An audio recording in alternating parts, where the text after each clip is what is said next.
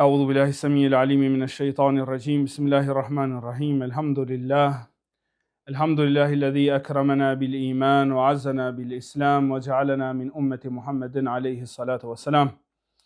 Falenderojmë dhe madhrojmë Allahun e lartësuar i cili na nderoi me iman, na lartësoi me islam dhe na bëri prej umetit pejgamberit Muhammed alayhi salatu wassalam. Në dersin e kaluam folëm për njënën prej grackave ose kurthave të shejtanit mallkuar që i bëhet pengesë njeriut për me qenë i lirë në rrugën e Zotit. Edhe ajo thamë është el ghafletu ose shkujdesja. Edhe për me kuptu ma mirë çka është shkujdesja, thamë dy arsye që shpihen në shkujdesje. E para ke iluzioni i kohës, ose kur kohën e matim gabimisht, e që kjo pa të rëndësi shumë të madhe. Edhe mujna me thonë që është thelbi i temës. Për shkak që Allahu çështjen e kohës e ka përmend shumë vende në Kur'anin e Kerim.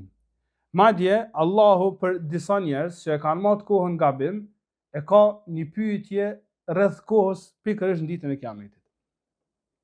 Allahu ka më pyet njerëzit në ditën e Kiametit. Qale kam labithtum fil ardi adada sinin.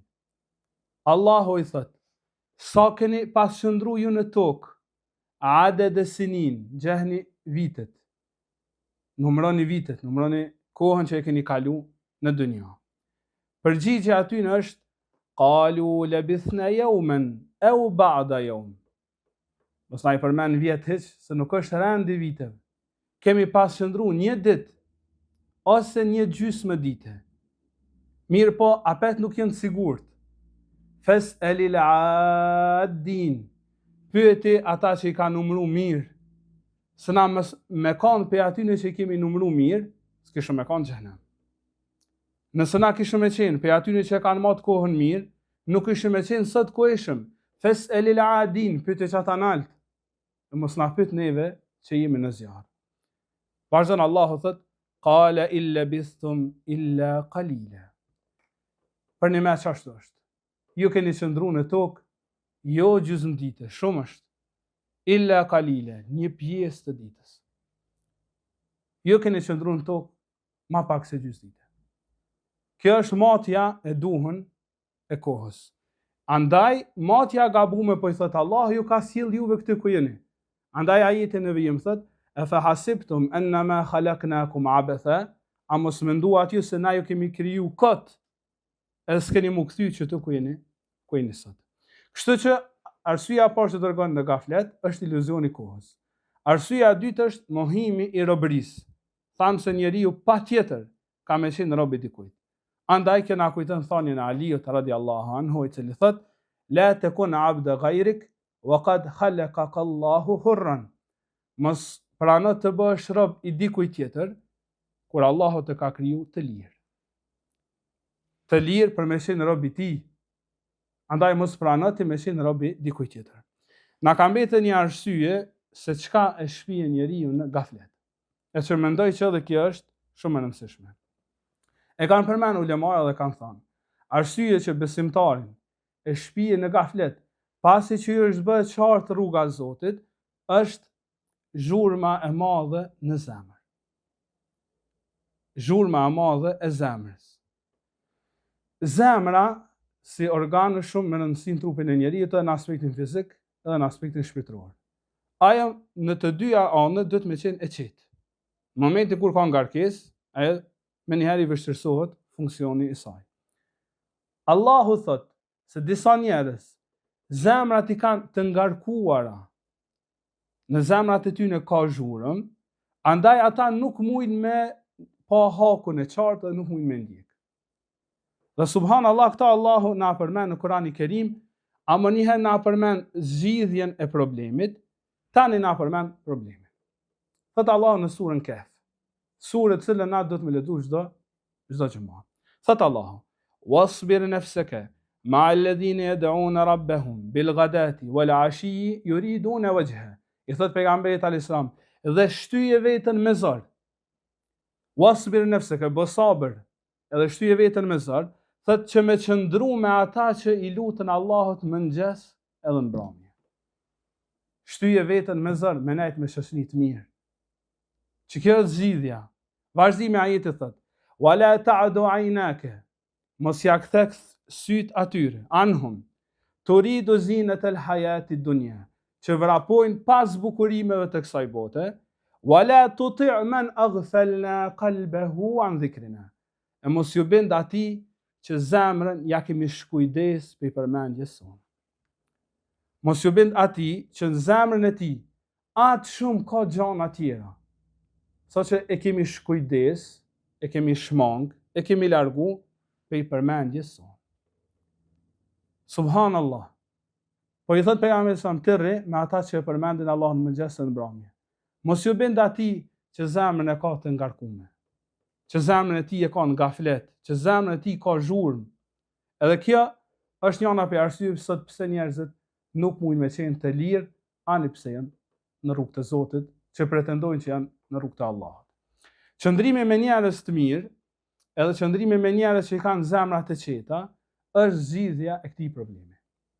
Thot Allahu në surën Tahrim, duke sjellë shembull për ata që kanë mohu.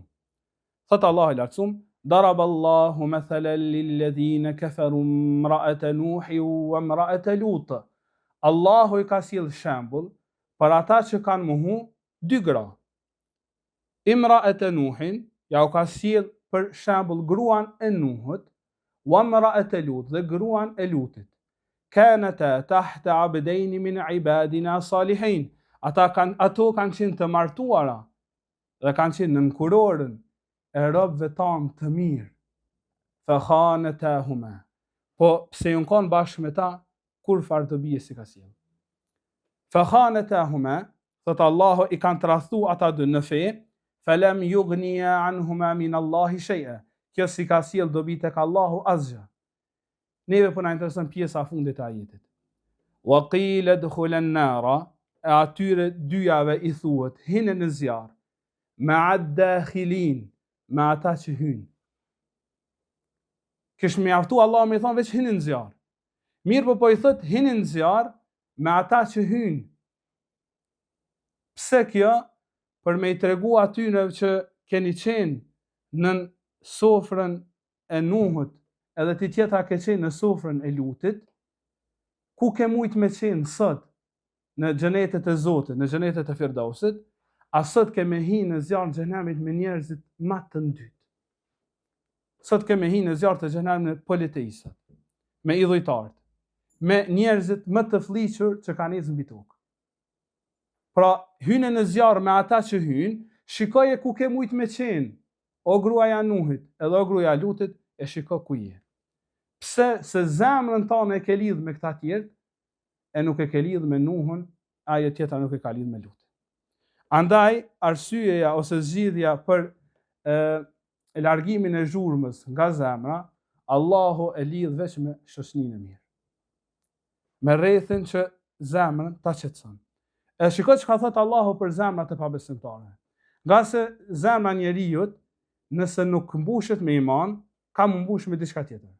Thot Allahu për pabesimtarët, për munafikat, ose edhe për një pjesë të besimtarëve që imanin e kanë të dobët. Thot, la antum ashaddu rahbatan fi sudurihim min Allah. I thot Allahu sahabëve, ju në zemrat e tyre keni zonë më shumë vend se sa Allahu. Ata më shumë ju friksohen juve se sa Allahu. Zhurëm. Në zemrat e tyre ka zhurëm, sa që çaj e zhurëm nuk i ka lënë ata me kuptu drejt frikën ndaj Zotit. La antum ashaddu rahbatan fi sudurihim min Allah, dhalika bi annahum qaumun la yafqahun. Nga se ata janë popull që nuk kuptojnë. Dhe aq i kanë mbush zemrat e tyre me frikë ndaj sahabëve, aq janë friksu ndaj pejgamberit alayhis salam, ndaj ushtrisë, saqë në zemrat e tyre nuk kanë lënë vend për frikën ndaj Zotit. Kjo zhurma që kanë pat duke i friksu njerëzve, i ka privu ata ka frika ndaj Allahut. Që zhurmë e gjenë shumë prezente tek një i ri ose një e re në kohën tonë. A keni pa sa zhurmë bëhet në atë zemër e cila friksohet për i rrezikut. I njohëm na disa njerëz që aq shumë e kanë tutën e rrezikut, edhe aq shumë friksohen shkaku i varfërisë, sa që zemra aty asnjëherë nuk është e qetë. Përkundrazi, në zemrën e tyre ka zhurmë, edhe çajo frikë pastaj e shtyen ata në bëmjen gjuna ndaj Zotit. Shikoj çka thot pejgamberi sallallahu alaihi wasallam. Thot la'ana Allahu sariq. E mallkoft Allahu vjedhsin. Mas pari nuk ka qenë traditë e pejgamberit sa me mallku. Mirë po, tash po e mallkon vjedhsin, po thot la'ana Allahu sariq. Yasraqu baydatan fatuqta yadahu. Mallkuar e mallkoft Allahu vjedhsin. E vjedh një vejë e i pritet dora. Pra pejgamberi sa kur po e kujton në çmimin e gjunahut, me çka është korit. Thot pejgamberi sa për një vejë ju ka prit dora. Ose transmetimi vazhdimi i hadithit, e vjedh një litar i pritet dora. Pra pejgamberi sa kur po e kujton në çmimin e gjunahut, për çka është korit kë? Kjo është korit se nuk ka pas sabër me prit kaderin e Zotit. Zemrën e tij ka pas zhurmë, sikur se thot Allah në surën Bakara, "Ash-shaytanu ya'idukumul faqr." Shejtani ju premton varfëri. E vendos përpara syve të njeriu varfërinë. Edhe ai nuk është i qetë në kaderin e Zotit. Tani që ky vjedh, si thot, sikur mos të vjedhsha, s'kisha më e marr. Domethënë problemi është më i thellë, problemi na lidhet me rrezikun. Thot la'ana Allahu sariq, e mallkoft Allahu vjedhsin për një vejë koritet. Që kjo zhurmë ja pamundson një djalë të ri edhe një motrë së re me qenë stabil ose stabile në rrugën e Zotit. Dhe kjo është e kundërta e zemrës së qetë. Që ky rast është i kundërta me atë të beduinit. Kur e kanë pyet ku na janë këto dele, ai i ka thënë lillahi fi yadayya. Allahut janë, po mi ka dhënë mu. Shikoj çfarë zemre qetë. Tash dytë janë besimtarë, edhe ai që vjedh, edhe ky beduini që nuk e ka asnjë ditë shkollë. Mirë po, kur u shpyt ky për dele, tha ku na janë? Tha lillahi fi yadayya. Allahut janë, po mi ka dhënë mu në shërbim. Kjo zemra qetë, përkundazi zemrës së zhurmshme. Ka njëherë në zemrën e njeriu të bëhet zhurmë edhe pe haram, edhe pe halalit, jo vetëm pe haramit. Ka njëherë halalet e tepërta, sikur se e ngarkojnë zemrën, ja pamundsojnë me qenë stabil njeriu edhe i lirë në rrugën e Zotit. Andaj orën transmetojmë se kur Omer radiallahu anhu e ka pa Xhabirin, njërin prej sahabëve, e ka pa duke ble mish. Edhe ka thonë, se po blen kaq shpesh mish, thot ja Amir al-Mu'minin, ishtahaytu. O prisi besimtarve, ma kajti, ishtahaytu, pa ta qef. Omeri me shkupin e tij e godet. Thot ja Xhabir, aw kullama ishtahayta ishtarayt. O Xhabir, a sa herë takon diçka, po don me ble? O Xhabir, po a sa herë dosh diçka, patjetër do të me ble. Që kjo ta bën zemrën e zhurmshme, nuk i me mujt me ndjek hakun. Andaj këtë thanje vazhdon janë për dietarë bashkëkohor, thot aw kullama ishtahayta ishtarayt, meta tata'allam as-sabr. A sa herë don diçka, ki me ble? Kur ki me mësu sabrin ti? Kur ki me mësu durimin? Aw kullama khalawta asayt, a sa herë ki me mbet vet, ki me bë gjuna? Meta tata'allam at-taqwa, kur ki me mësu takva, devotshmëri? Edhe vazhdon thot, a sa herë që lodhesh ke me pushu, kur ki me mësu vazhdoshmëri. Andaj, zemra patjetër duhet me qenë e qetë nëse don liri. Për fund, e përfundojmë këtë tematik me hadithin e pejgamberit sallallahu alaihi wasallam, i cili kur del në xhami, edhe i sheh sahab duke i ngrit zërat, se kën e ka pejgamberi sallallahu alaihi wasallam dost, Khalil, shok të afërt, pejgamberi alaihi wasallam dal i thot sahabëve: "Law kuntu muttakhidan khalilan lattakhadhtu Aba Bakr." Unë asjanë për juve nuk e kam Khalil. Khalil, mik të afërt, të shpirtit, dost të afërt nuk e kam asjanë. Lau kuntu muttakhidhan khalilan, sikur se ta marrja dikën për mik të afërt, lattakhadhtu Aba Bakr, kisha më marr Abu Bekrin. Mirë po vazhdimi i hadithit thot, wa qad ittakhadha Allahu sahibakum khalila, ama që ky shoku ju për veten e vet, për dost e ka veç Allah. Zemrën time ja kom përkushtu vetë Zotit. Tani për tjetë shyrën që është bëhat të rani. Andaj, kjo është shumë e rëndësi. Me lanë zemrën e lirë, për me lanë rendin gjërave me rëndësi. Kjo është njëna ndaj gjërat që i shpije njerëzit më shpeshti në gaflet. Pastaj e kemi edhe një gjë tjetër, për të cilës besimtarit duhet me ushliru. Nga se kemi për besimtarët që janë të shlirun për i gafletit, po bie në një kurth tjetër të shejtanit, e që është e të hafe, sipërfaqësia, cektësia. Kjo është e përhapur, sidomos në kohën në të cilën na jemi. Qa kemi me qëllim sipërfaqësinë? Kemi për qëllim çdo gjë që është e parëndësishme, që është e kotë, që është jo ajo e thella, jo ajo për cilën na ka mësuar pejgamberi sallallahu alaihi wasallam.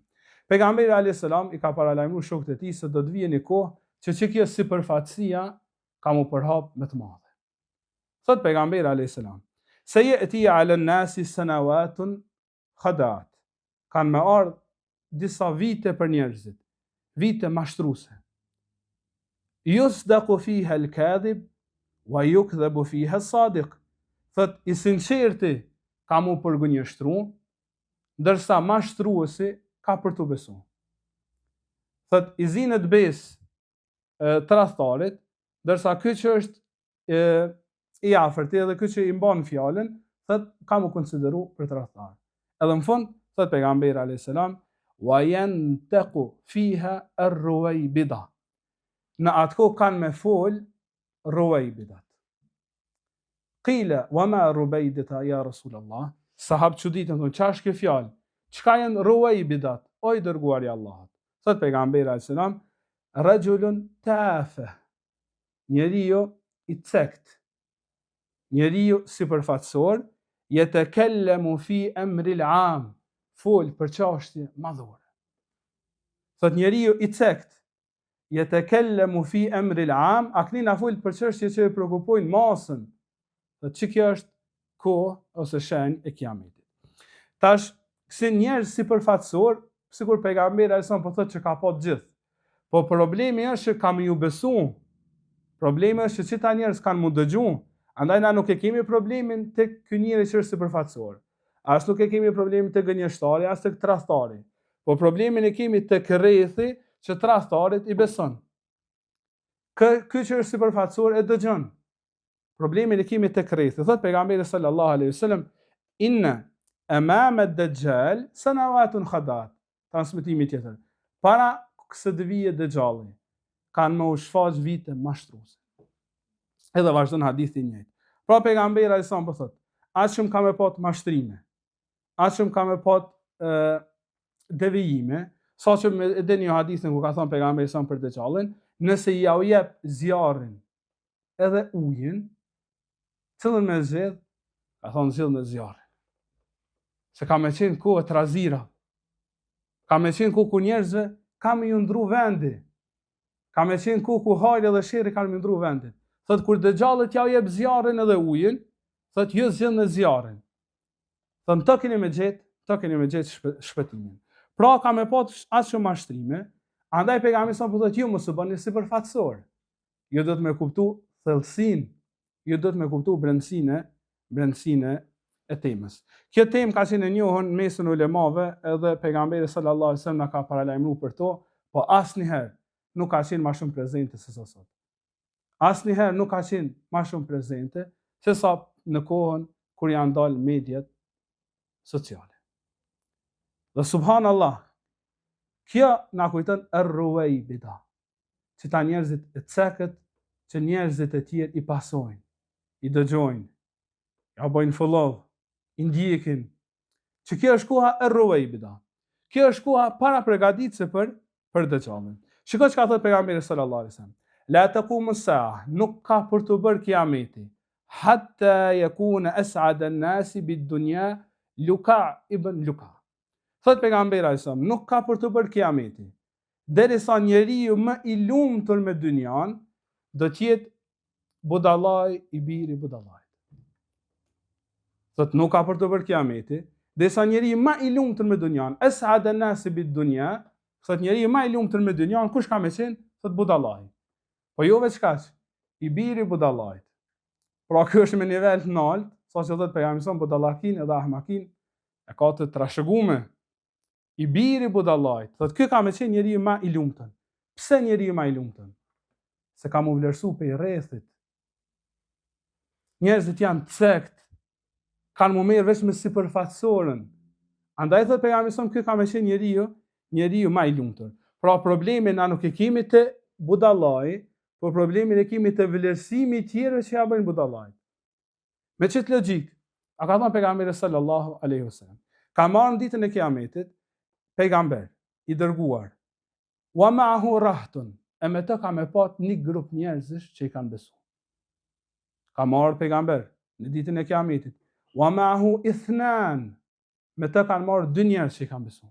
Luti alayhis salam ka më dalë veç me 2 vajzat e tij. A ka qenë i dërguar tek 7 qytete.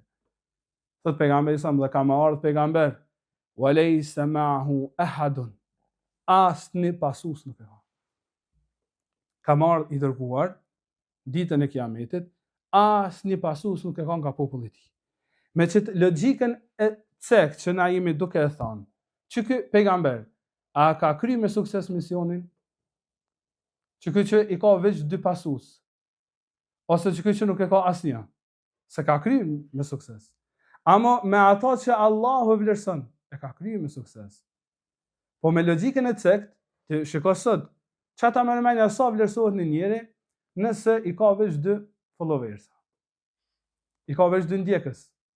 Çu është vlerëson rrethën sot? Ky në sytë ton nuk e ka kryer me sukses misionin, ja. Pa dalë atë numri 2 shifror. Tash Luka ibn Luka, sot është koha e qytyne. Ai ka 2 shifrorshin, e 3 shifrorshin e të naltë. Kjo është koha e tyre. Kjo është problemi që njerëzit vlerësohen shkaku i budallakisë. E kjo, sikur se thotë Ibn Qayyim, Allahu mëshiroft, kjo veç na tregon veç një çfarë vllazën. Hakarat ad-dunya.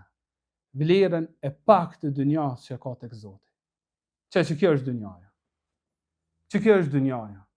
Që budallaj i biri budallajt ndiqet, e që kjo është dunjaja që njeriu i mençur nënlesohet.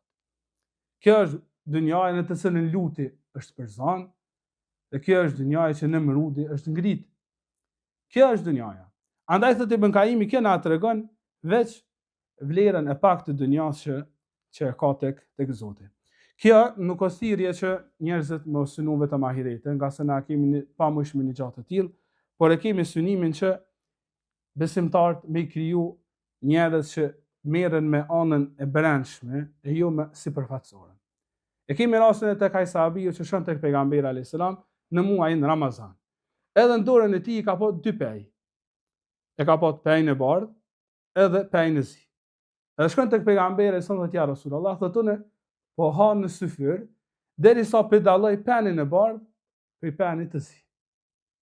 Çka ka thënë pejgamberi sa? Ja thaqil ar-ra'su. O koktul.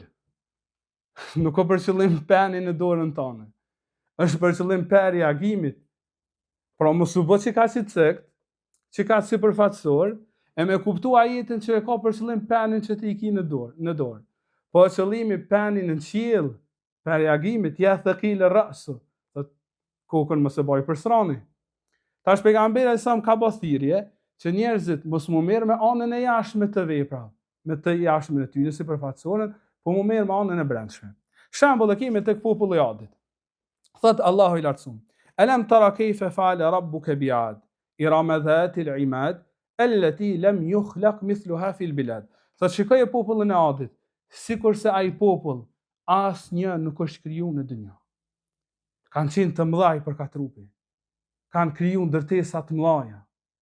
Mirë po, thot, sikur ta thot Zoti, asnjë popull s'ka pa në dynjë. Mirë, Allahu i ka qërtu për shkak që kanë kriju banesa, kanë kriju ndërtesa në mure, kanë kriju ndërtesa në kodra. Thot Allahu, e të benune bi kulli ri'in ajeten, a keni vendos në çdo kodër me kriju ndërtes?